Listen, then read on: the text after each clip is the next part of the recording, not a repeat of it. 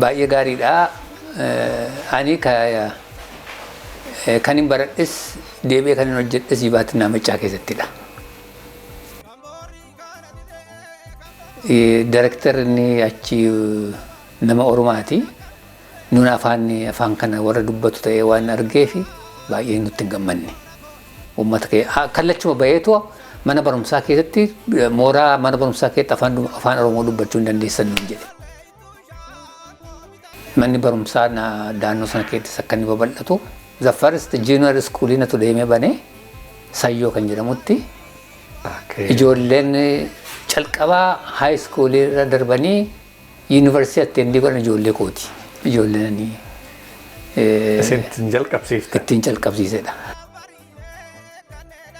By the way, ani siyaasa keessa dhaaba siyaasaa keessa lixee hojjechuu hin jaaladhu. Maaliif waan achi keessa lixee hojjedhee uummata keessa lixuu hin danda'u kan jedhu pirinsipilii qaba. Namootni olaanaa gurguddaa ta'anii namoota 11 Amboo darbanii tokkee gubbaarratti rashanamanii. Mootummaa obboleessa Mararaa Guddinaa keessa jira. Warra rashanaman sana keessa. Dhimmaa kan jedhamu tokko dabballee ta'e, dabballee mi'eessoo ta'e. Oromoon suma qaba, sabni koo suma qaba, lammi koo suma qaba, qomoon koo suma qaba. Duraan dursee akka bifa lamatti giddu galeessi kuni akka bifa lamatti akka ijaaramedha. Tokko waldaa Maccaa kan jedhamutu dura Koloneel Haayiluu Qixxeessaa fa'iin ijaaramee seenaa kanarra beekna. Karaa biraa immoo Tuulamni Hayilamaariyaam Gammadaa inni akka inni ijaaramedha. Booda jaroonni kun lamaa walitti dhufanii nu warra tokko nu obbolaa tokko maaliif tokko taanee hin ijaaramnedha. Ijaarsi isaanii gaaffiin isaanii inni duraayyuu waa'ee misoomaa irrattidha kan isaan ittiin wal ijaaruu calqaban malee sirni sun akka siyaasaatti iyyuu hin eeyyamneefi. Isuma isaan misooma uummata keenya barsiifannaa afaanuma sanaan afaanuma sirna sanaatiin ijoollee keenya barsiifannaa daandii baasnaa mana barumsaa ijaarraa isuma jedhu sanatu dhibeetti ta'eetu mootummaan sun akka isaan rakkisaa ture hin beekamaadha. Isaan rakkoon isaan irra ga'e sun immoo uummanni sun immoo hubee kanarratti gaaffii uummanni isaan gaafatan sanarratti miidhaa ga'uu sana ilma quba qabaata. Namni Maccaaftu keessumatti asirratti Jibaatinaa Maccaa Awraajjaa jedhama. Koonyaa Jibaatiif Maccaadha. Uummanni isaa naannoo biraarraa naannoo qotee bulaa akka inni arge. Ani Lubaaboor deemee argeera jedheera. Naannoon keenya garuu isaa alatti hamma kanatti miidhaan gadi fageenyaa irra ga'u miti.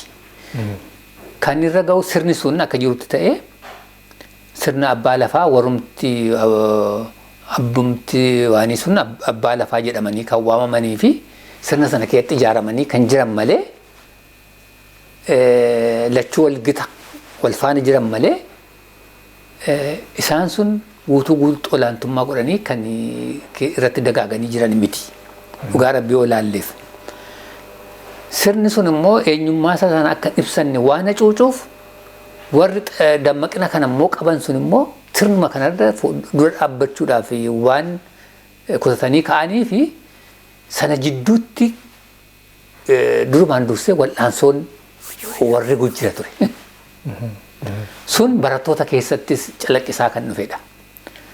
Barattoonni sirna sana irratti inni lolanii uummanni Jibaatinaa Maccaa sun yeroo sanatti ijoollee keenya loluun kuni bayeessa jedhanii fudhanne. Maaf loltuu jedha malee.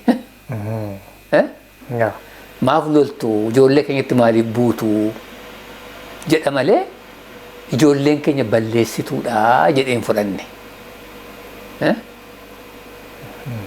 Kun ijoollee sana keessattis guddateera.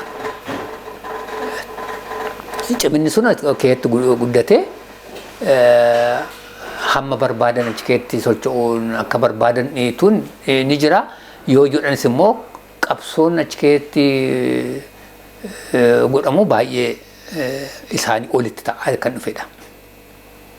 Keessumatti egaa warrumti yeroo sana bitteedhaafis immoo warruma Oromoodhaaf hin jedhamu kan akka raas Raas Masfin. Masfin isaan background isaanii yookiin dugda duubni isaanii Oromootumadha. Oromootuma of jijjiiranii sirna mootichaa sanatti of qaban malee eenyummaan isaanii abbaa ta'e hin beekamu. Isaanumayyuu morma gaa. Isaan tusis immoo waldaan sana ijaaramuun sunis immoo waldaa Maccaa Tuulamaa ture dhaabbachuudhaaf immoo kan godhamus isaanumadha. Kan godhanis isaanumadha. Uummanni keenyas immoo isaan karaa tokko sirna sanaan karaa tokko immoo warruma sirna sana qabu jedhanii uummata sanarratti fidan sana barattoonnis immoo kan isaan irratti wal'aansoo nunis wal'aansoo gochaa ture jarootuma kanadha. Kana keessa dabartanii ofiillee itti hirmaatanii keessatti waan kana keessatti waan hedduu waan argee fi ka fuuldura dhufu akkamitti jala bahaa akkamitti itti fayyadamaa kan jedhu kun ka mana barumsaatii baratamee kun ammoo ka jireenyi nama barsiise waan Oromoo keessatti waa hedduu argitanii isinii mee achii booda hoo daayirekti gara biyya alaa baatammoo achi keessatti biyya keessatti maal hojjetaa turtan moo gara hojii mootummaa ka biraatti seentammoo? Baay'ee gaariidha. Ani kan hin baradhes deebi'ee kan hin hojjedhes Jibaatinaa Maccaa keessattidha. Hojiidhaanis. Ani barumsa koo yookiin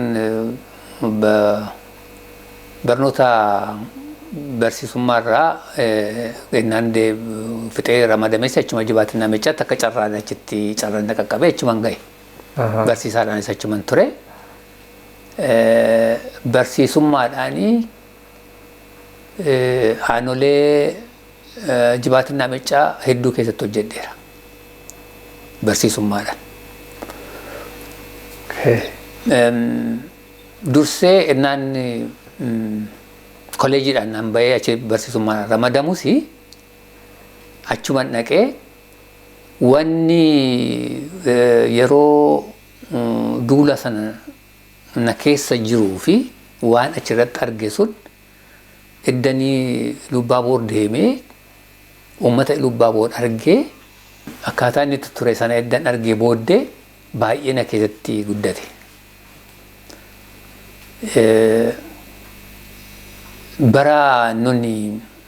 Bara sana keessatti ennaan 1969 irrattidha kan inni. 1969 irrattidha. Kan 66 booddee erga tooraatiin deeme yookiin duula waliigalaa isa jedhamu kan deeme. Duula ji'a 14 booddeen achi tureetan gara leenjii barsiisuu deebi'ee barumsa sana xumuruudhaaf na deebisanii 69 irratti 68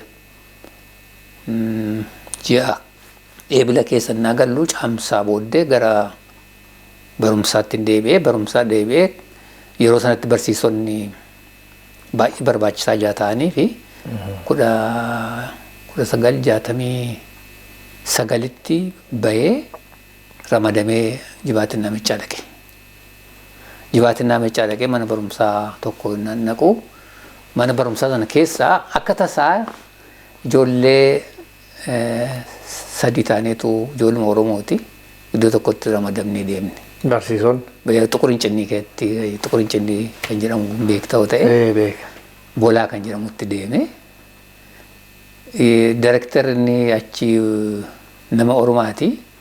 Nun afaan kana warra dubbatu ta'ee waan argeef baay'ee nutti hin gammanne. Nutti gammachuu dhabee nun immoo maaliif mana barumsa sana keessatti kan ittiin baramu kaarikulamiidha. Afaan barumsa Amaaraffaadhaan kennama. Garuu uummata keetti barataa keetti naa baanu afaan keenyaan itti haasofna dubbanna. Sun isa gammachiisuu dhoowweera. Baay'ee nurratti kaka'aa ture. Nunis egaa lakkii kana mirga kanarra nu dura dhaabbachuus hin dandeessu. Uummata kee kallachuma baheetu mana barumsaa keessatti mooraa mana barumsaa keessatti afaan Oromoo dubbachuu hin dandeessan nuun jedhe. Nun immoo akka kaarikulamiin barnootaa hin fudhanna.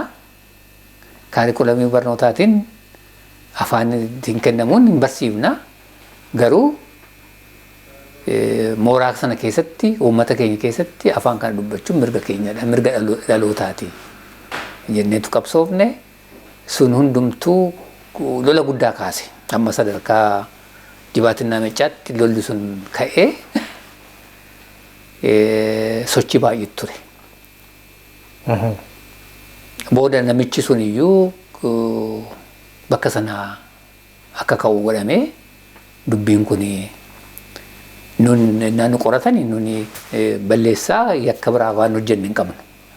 Kan gaafanne mooraan dubbiinuma keenya keessatti uummata keenya keessatti afaan kana dubbachuun yakka nu godhe malee. Ijaa kanaatii fi namichi sana gubbaarraa achi ka'ee deemnee isaa booddees immoo nunis iddoo naannoo sanaa baanee gara Baakkootti immoo deebi'ee ramadame. Mana barumsaa Baakkootti daayirektara ta'een deemnoo achi ta'ee. Innaan achi dhaqu immoo naannoo sun akka inni baratu dhiibbaa guddaan irratti godhee akka inni baay'inni barattootaa yeroo kamirra caalayyuu akka inni dabalamu godhame uummata wajjin kontaaktiin godha. Sanbataa fi sanbattan kana uummata keessan dhaqeen oola. Ijoollee keessan barsiisaan jedha. Uummata sana wajjin waan hojjechaa ooluu fi akka gaariitti uummanni ijoollee isaa mana barumsaa fidee akka inni baratu naannoo sanattis immoo gaaffiin mana barumsaa iddoon ijaaramnetti akka ijaaramsi kun akka gaafattan gaaffii akkasii akka kaastan jedheen kakaasaan ture. Booddee mana barumsaa sanatti duraan dursee shiiftuma tokkotti dura barama shiiftiin lammaffaa akka banamu godhame.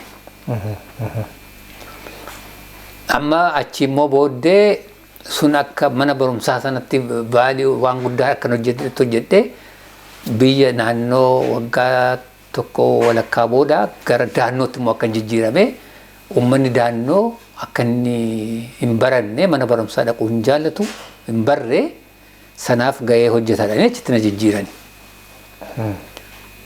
Achittis deemeetan egaa amma manni barumsaa iyyuu akka inni babal'atu namichi yeroo sana Konyaa Jibaatiin Maccaa qajeelcha barnootaa keessa hojjetu na wajjin quunnamtii guddaa godheera. Nama Tasfaayee jedhama namni suni isaa booddee Haayiluu Hordofaatu dhufanii innaa isaan wajjin kontaaktii guddaa dhaan qabuu fi manni barumsaa daannoo sana keessatti akka inni babal'atu. The first junior school natu deemee bane Sayyoo kan jedhamutti. Ijoolleen calqabaa high school irra darbanii university attendii godhan ijoollee kooti. Ijoolleen ittiin jalqabsiifte. Ittiin jalqabsiisedha. Calqabaa ijoolleen high school dhufan dana achi dhaqee ani waggaa sadiin aanaa sana keessa ture. Waggaa sadan sana keessatti ani mana barumsaa duwwaan oolu baadiyyaa keessa na oola. Qotee bulaa wajjiniin oola. Isaanis na affeeru anis nan dhaqa. Achi taa'ee isaan wajjin mari'achaan oola. Maal mari'attan? Waa'ee dhuma eenyummaa isaanis nan barsiisa. Barumsi maal akka ta'e faayidaa barumsaa yoo barattan malee biyyi sun by the way Jibaatinaa Meeccaa keessaa warri hin baratiin warri duubatti hafaa turan yeroo sana aanaa sana ture. Yaa isin waan hunda aanolee jedhan waan hunda waan beektanii. Innaa dhagaa amma isaan amma deemeetan gaaffii manni barumsaa akka inni banamu iddoo kanatti mana barumsaa barbaanna hoo jedhan illee uummata sana wajjin akka isaan gaafatanii cimanii gaafatan natu godha.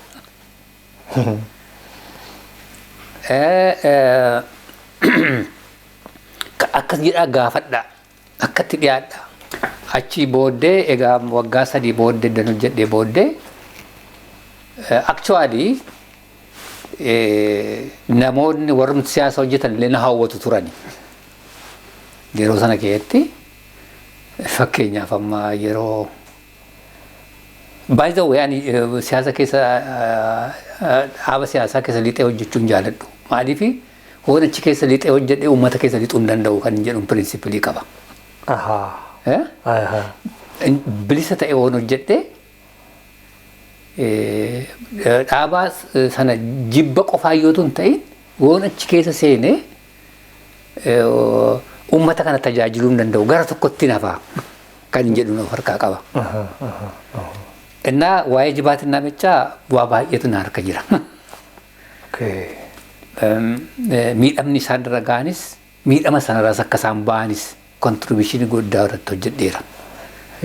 Amma waan hojjetan keessaa hagaa takka xiqqoo irraa nuu himtanii jirtanii. Amma ganaadha iyyuudha. Anachi yeroo tokko yeroo baakkoon ani jiru tokko waa'ee siyaasaa tokko sitti hima. Siyaasa irratti wal dhaba ture mootummaan tokko dhaaba 40 meeqatu jira ture. Dhaabni akka diinaatti farrajamu kana yaappaadha ture mootummaa sana keessatti. Warri kaanillee mootummaadhuma wajjin hojjetu booda immoo mootummaa wajjin ijji wal dhabanidha. Garii ennaa tokko warri mootummaa ani dhaaba isaan hojjetan keessa jaan jirree fi yaappaadhas naan jedhu. Gara yaappaattis bu'anii ennaa dhaqanii ilaalan immoo yaappaa keessa hin jiru. Garii mi'eessoo keessa jiraa jedhu. Mi'eessoo keessa gadi bu'anii oolaanis mi'eessoo keessa hin jiru. Karuma kam keessa hin jiru. Garuu generally uummata sun akka inni awweerii ta'ee konsheesii ta'ee akka inni gaaffii isaa dhiyeessu keessa hin jira malee. Barbaachisuus isa miti. Fakkeenyaaf bara mi'eessoo rukutamee bahe tokko sitti hima. Ani bara sana baakkoon jira. Ijoolleen mi'eessoo keessatti active participant kan ta'anii jiru. Amma mi'eessoo fi mootummaa wal lolee Hayilee Fidaafaa mi'eessoo mootummaa wajjin garaagara innaa ba'anii gara bosonaatti innaa isaan galanii ijoolleen Ambootti baratan high school keessa baratan ijoolleen baakkoo mi'eessoo baqatanii achi dhufani. Warri isaanii achi baakkoo keessa dhufani. Bulchaan baakkoo high school namoonni wajjin baradheedha. Mi'eessoon itti galinaan jedheetu yeroo baay'ee na doorsise. Hiriyaa kootii wajjin high school fixe. Garuu ani paartii isaa sana keessa ijaan hin gallee fi dhufee na doorsisa ture. Nafsi isaa maaruu Takluu Gaammee jedhama. Boodallee gurbaan sun makiinaatti ittiin garagalee du'e. Gaafa inni makiinaatti ittiin garagalee du'e sanas immoo duuba isaatiin kan dhufe kan kaase anadha. Hin duune lubbuu isaatiin fuudheetan gara Finfinneetti deebisee Tuqur Ambassaa hospitaala gasheen deebi'ee kana waan jechuu waan hin barbaadee fi ijoolleen namni hiriyaata isaanii kan ta'e deebi'eetu awraajjaas tadadaarii ta'e hiriyaa kan mi'eessoo wajjin ture sun. Deebi'eetu ijoollee sana adamsiisa ture. Ijoollee mi'eessoo keessa ture sana. Bulchaa awraajjaa waan ta'eef. Awraajjaa mikittilas tadadaarii ta'e. Inni aangoo mootummaa argate. Xaanaa yaa. Warra mi'eessoon wajjin kan ture. Wajjin ture. Mi'eessoon illee mataa isaatiif iyyuu mootummaa wajjin kan hojjetaa ture. Amma gaafa wal lolanii asitti achi duulan. Asiin achitti duulee achi ijaa keessa beekuu fi waan har'aa wajjin tokko wal fakkaata. Inni haa sana sitti mun barbaada. Amma ijoolleen suni baqataniitu boqqolloon gaheera yeroo sana boqqolloo keessa ciciisaa oolu. Abbootiin ijoollee sana nama isaan itti matan ana duwwaadha. Warra kaaniin hin sodaatu. Amma maal du'aa wayyaa jedhani. Abbootiin isaanii halkan dhufaniitu mana koo maal laa wayyaa jedhani. Maal laa wayyaa ijoolleen koon harkatti dhumuu fi maal laa wayyaa jedheen halkan ammasii boru galgala fidii kootu mana koon jedheen. Inni fidee dhufee ijoolleen kun 4 turanii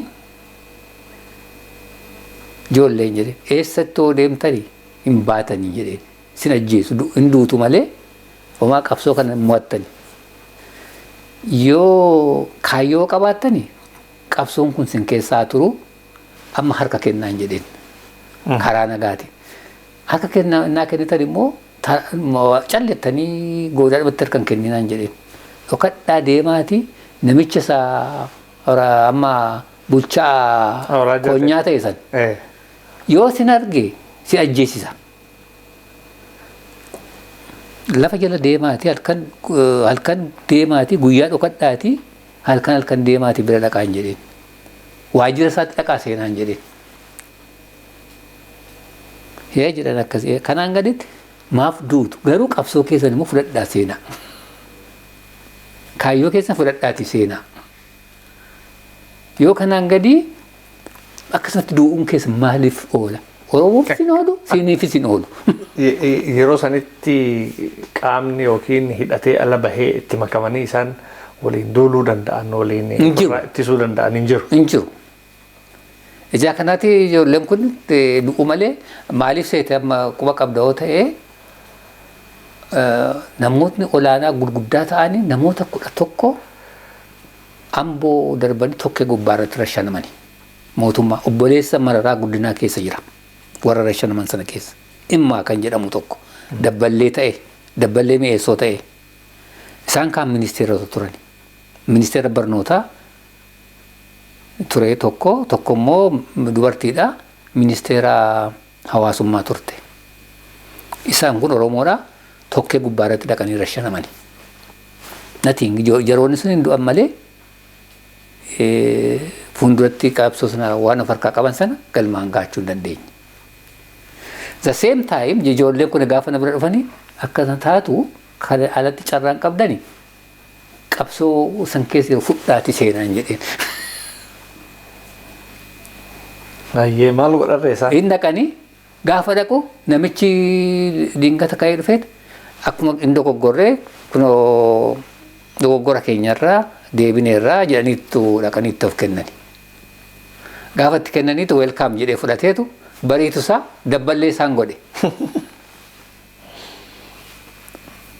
Ijoolleen sun na barbaacha dhufu turan yeroo yeroodhaan dabballee ta'anii.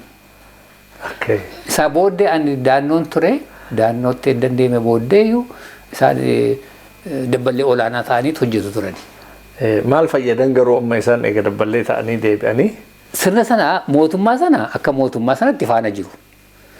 Akka waan isaanitti garuu nama tokko ijoollee Oromoo as keessatti yoo miisiftan garuu gaaf sana badii isin hojjettan sana kanarratti wal argina jedheeraa nani.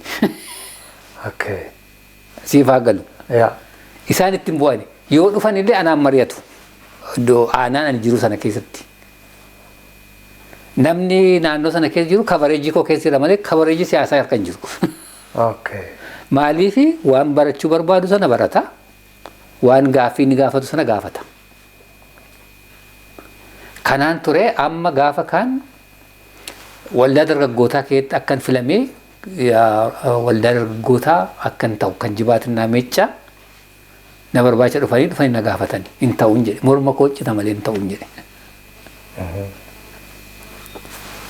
Guyyaa 3 jaarsummaa natti baasanii. Miseensa akka taataniif moo akka dursaa? Akkanii waldaa dargaggootaa keessatti filamu. Jibaatinaa Meeccaa. Waldaa dargaggootaa keessatti akkan filamee akkanii argamu jaarsummaa natti baasaa turanii. Lastly ani waa'ee siyaasaa keessan galu. Okay, waldaa dargaggootaa keessatti dhufa garuu waldaa siyaasa keessan dhufuun jedheen. Kanaan okay naan jedhanii bara 1973 moo meeqarratti waldaa dargaggoota Jibaatinaa Meeccaa dura taa'aa ta'e filatame. Dura taa'aa gaafan ta'e filatamu sana na filachiisan sana warri siyaasaa qawweedhaan wal rukuchuudhaaf kaan eessaa fiddan nama kana siyaasa keessa hin jiru. Paartii kana keessa hin jiru kana keessa hin jiru.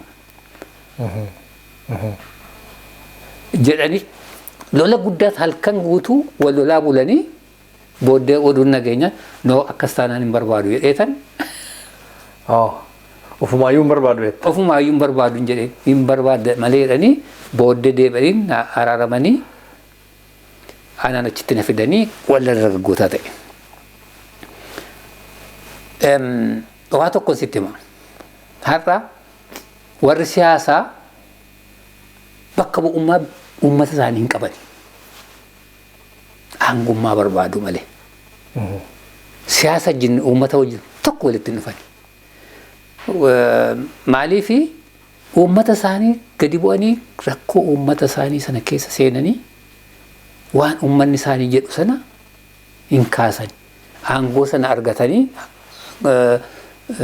siyaasa sanaan maal godhu uwwisa godhatanii ittiin jiraatanii ittiin badhaadhuudha barbaadu malee waa'ee uummata sanaa hin kaasanii. Waan guddaan rakkoon uummata keenya keessa jiru tokko kanadha. Tokko aadaan umti siyaasni isaan ittiin dubbatan sun aadaa uummata Oromoo miti. Uummanni Oromoo sirna isaa keessatti sirna gadaa keessatti akkaataa itti aangoo fudhate akkaataa itti aangoo dabarsuu qaba. Afaan ittiin walii galu sana afaan ittiin hojjetu sana qaba. Afaan ittiin of beeku sana qaba. Ijaa kana sana qabatanii ittiin hin jirani. Kanaaf rakkoon Oromoo yeroo hundumaa Oromoo keessa jiraata. Siyaasumti sun iyyuu kan uummata sanaa akka uummata sanaaf ta'utti waan uummanni sun fedhu sanatti waloodhaan kan uummanni sun gaafatu sanatti utuu hin deemin garuu garaagara hidhaniitu uummatuma sanaa akka inni walitti bu'ee jiraatu godhan malee kan uummanni sun ittiin faayidaa argatee deemu miti.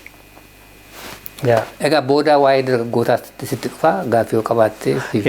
Asumarratti amma dura taa'aa taatanii akka osoo hin jaallatinis haa ta'u dura taa'aa taatanii filamtanii amma immoo gara tokkoon fakkeenyaaf warra amma jiru kanaayyuu yookiin ammoo sirnuma jiru keessatti akki Oromoon wayita filamee bakka wayii jirullee itti uummata ofii tajaajiluu hin dandeenye tokkotti yookiin isarraa yoo haa ta'u siistamiin sunuu yoo haa ta'u dhiibbaan siyaasaa haa jiraatu kanaaf jecha tajaajila gahaa isarraa gahu silaa barbaadamu akka hin baane keessaa himaa jirtan. Isinirra gahee jira amma wanni kun dura taa'aa dargaggootaa taatanii jirtan. Achi keessatti isin waan har'a nama biraatiin qeeqtan kana hagamta akka nama fayyadanii jirtan. Yookiin jaalattanii jibbitanii namni ittiin miitan jira wanni yaadattan dhuguma nutti hima. Ani waldaa egaa gaafan waldaa dargaggootaa ta'e dhugumaan bakka bu'aa dargaggootaati jedheen of fudhadhe malee bakka bu'aa siyaasaati jedheen of fudhanneef of hin fudhanneen akka kanatti. Siyaadiin qoo dirqama guddaatu egaa amma gaafa waldaa dargaggootaa taatu caasaa sana keessatti iddoo adda addaa keessa dhufta. Kan si dinquu caasaan maal jedhama abiyootinaa zamachaa maannoo abiyootinaa manaamin kan jedhamu abiyootinaa manaamin kan jedhamu jira. Sirni suni waan siyaasaa gubbaarrattidha kan inni murteessu. Koree sana keessa qaama adda addaatu dhufaa qaamni poolisiin dhufaa qaamni dinnatiin dhufaa qaamni bulchiinsaan dhufaa qaamni sirna waldaaleen uummataa hin dhufu kan dhiiraa kan dubartii kan qotee bulaa kan maaloo hundumtochi keessa dhufa. Gaafa akka sirnaatti sirni sun amma fiudaala tokko miina jedheetu dhufa. Abbaa lafaati. Abbaa lafaa jaa ta'ee fi miidhamuu qaba jedhama. Fiudaalaa jedhaan. Noon jedhanan. Namni kun nama malee sirna sanatti nama miidhu haa dhiisu namadha. Har'a badii har'a inni hojjeta malee gaafatama malee badii inni duratti baalabbaata ta'e sirna ta'eedhaan Oromummaa isaa namni molqu hin jiruun jedhan. Nam falma. Nama hedduu nafaana hiriira innaan kana jedhu. Warra hidhaman warra na dura hidhanillee akka hiikaman nan goosisa. Irratti hin duula. Waan dhugaadhaaf hojjedhuuf immoo waan ta'eef kanadha. Fakkeenyaaf bara sanatti dargiin ijoollee dirqamaan dargaggoota waraanatti erga. Qajeelfama baasa. Akka mootummaatti tajaajila dargaggootaa kan jedhu maal jedhama sarviis naashinaal sarviis jedhaani. Naashinaal sarviisiin sun immoo umuriis qaba. Tajaajila biyyoolessaa. Biyyoolessaa jedha. Isarra darbeetu garuu inni akka naashinaal sarviisii yoo taate naashinaal sarviisiin sun dirqama loltuu ta'uu duwwaa miti. Uummata keetti bakka adda addaa keetti leenjifamtee achi keetti ramadamtee hojjechuudha. Garuu isaan gara waraanaatti erguudha. Ani yeroo sanatti noon jedha.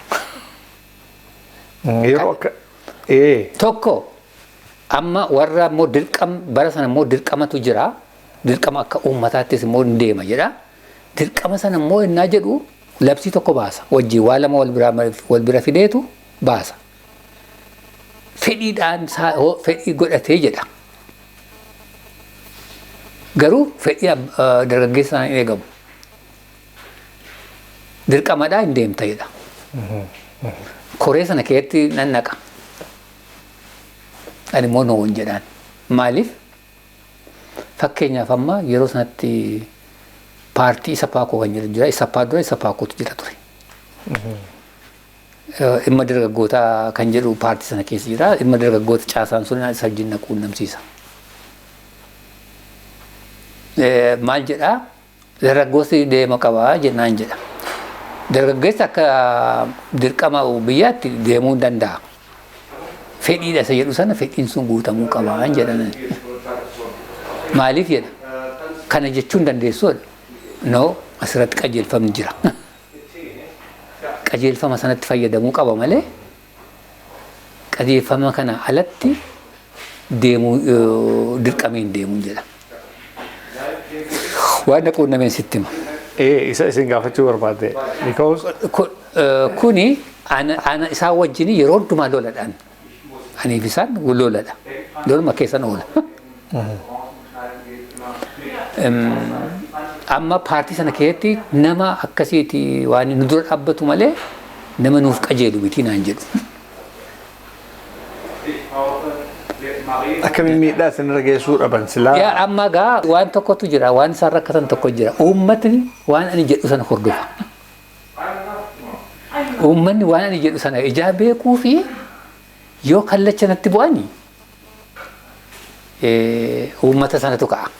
Nama biyya sanaan beekta. Uummata sanatu ka'a. Ijaa kana harka lafa jalaalmaan na miidhuudha barbaadu malee kallacha natti ba'anii miidhuun hin barbaachisu hin danda'ani. Yeroo tokko dhaqiitii garee tokko uumaniitu xuqura hin cinni irra dhaqiitii dargaggoota foosisii fidinaan jedhani. Namoonni na wajjin ramadaman jiru. Namoonni sun hin sodaatu garmalee sodaatu. Dargaggoota kootaadhaan nama 50 fidi jedhaniiruun. Fedhiidhaan namni 50 jedhamu sun hin dhufu. Namni warri gareen na wajjin deeman sun baay'ee sodaatan. Dan immoo hin sodaanne. Achi dhaqeetanii warra bulchaa aanaa sanaatiin dargaggoota fedhiidhaan dhufan filiitii fidiin jedheen.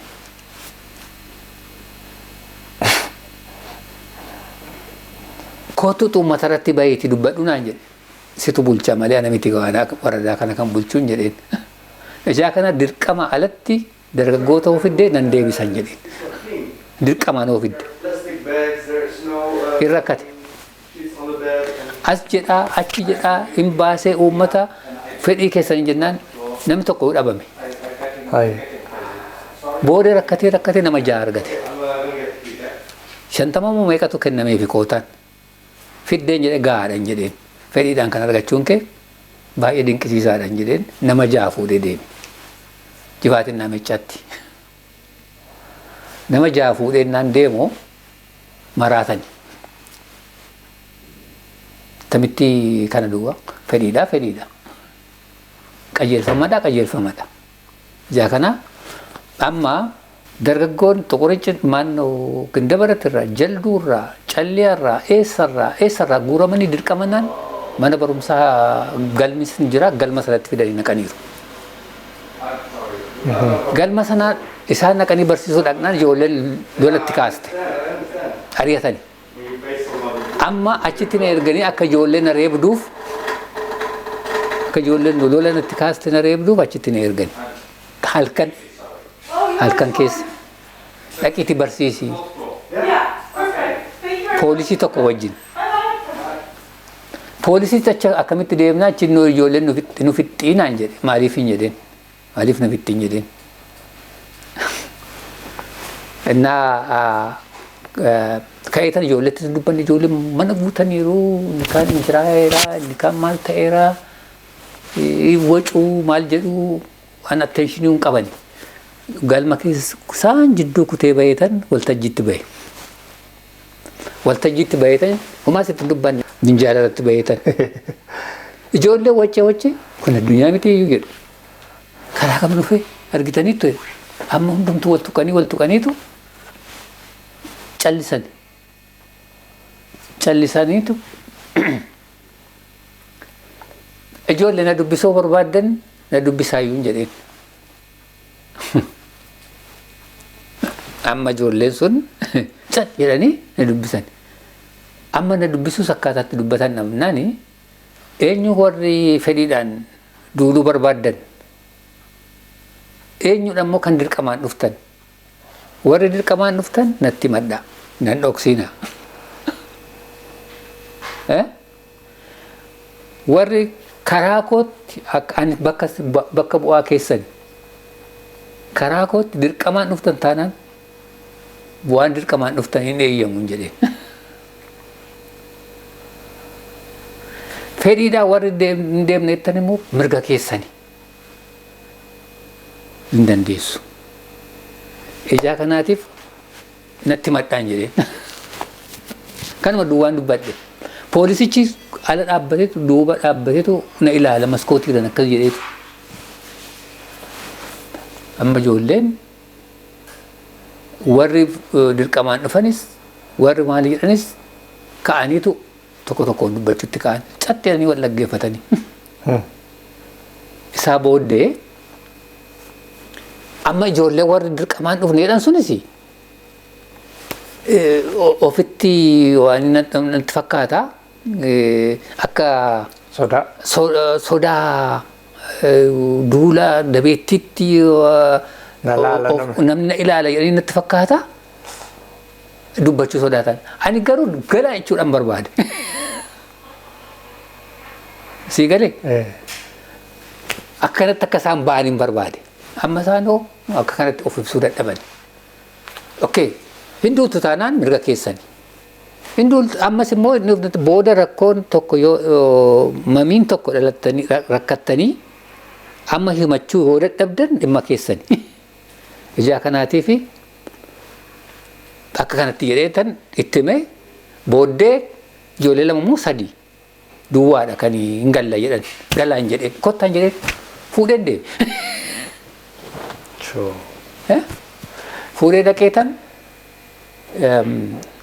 poolisicha iddoo bulchuu kaayetan ganama biiroo fuudhee deematan ijoolleen kun biyya isaaniitti deebi'u hin jedheen fedhii isaaniitiin.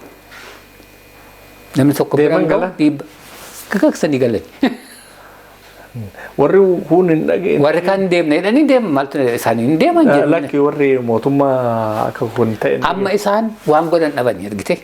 Tokkoffaa isaanimtutti qaana'anii. Maaliif lolli itti ka'ee lola sana ofirraa caamsuu dhabanii anaan na reebsuudhaaf ture kan isaan na ergan. Tooftaa isaan ergite isaaniin ari'atanii deeman.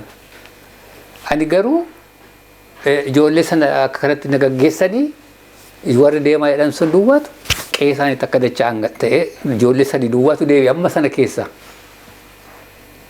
Warri duraan dursaniyyuu mamii qaban deebi'an hin hafanii haala akkasiitiitti ture jechuu kooti. Ta'uu kanadha. Eessatti isinirraa hafe duuba sun? Jechuun? Hoogganummaan sun dura taa'aa dargaggoota. Egaa miidhaa guddaa narratti deemsaa ta'u turani. carraa guddina hojii si naan kennamu carraan more advance barachuudhaafis naan kennamu scholarshipii yeroo meeqa argadhe droppina jalaa godhani amma sanatti attention ittiin kennuuni maaliif kan gochuu danda'anidha. Finally iddoo sana naqa